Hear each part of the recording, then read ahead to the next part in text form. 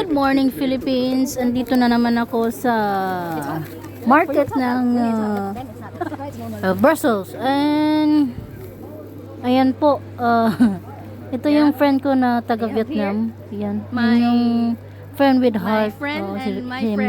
Si him Jody. At saka yung anak niya, yung panganay anak niya si Celine. Ayun, mahiyain kasi yan eh. Oo. Ayan guys, ito yung market nila na every Saturday maraming tao dadayo dito. Opo, the market. At konti lang siya. Hindi siya hindi siya gaano maraming konti lang. At dito mo makikita lahat ng klase ng prutas, lahat ng klase ng mga bulaklak, mga pagkain, pang Asian, mga cheese, at lahat ng fruits, ang dami. Ito yung mga at saka yung nila, yung oven na meat. Ayan. So sa lahat po ng tao na sumuporta sa akin at patuloy na pagsuporta, maraming salamat po kasi parang dumadami na yung mga followers ko. At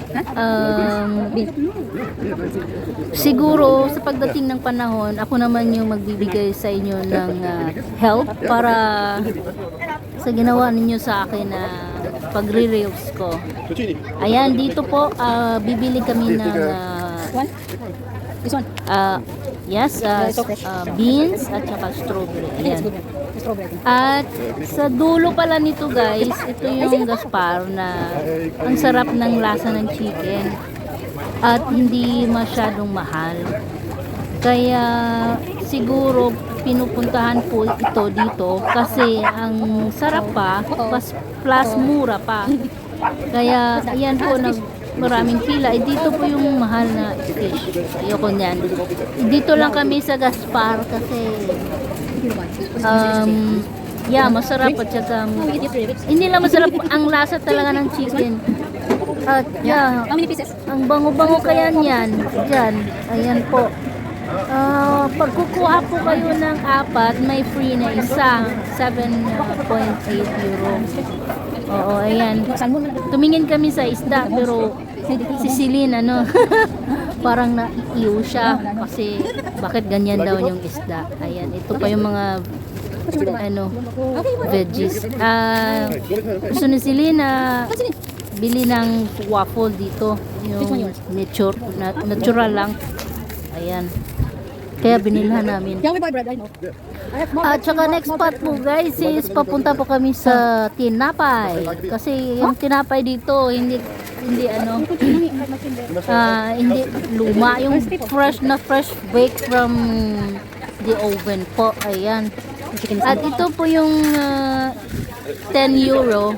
7 euro lang lahat, pero pag bibili po kayo ng siguro thank you. May 10 pieces, may libreng isa. At ayun, kumain muna ako kasi nagutom.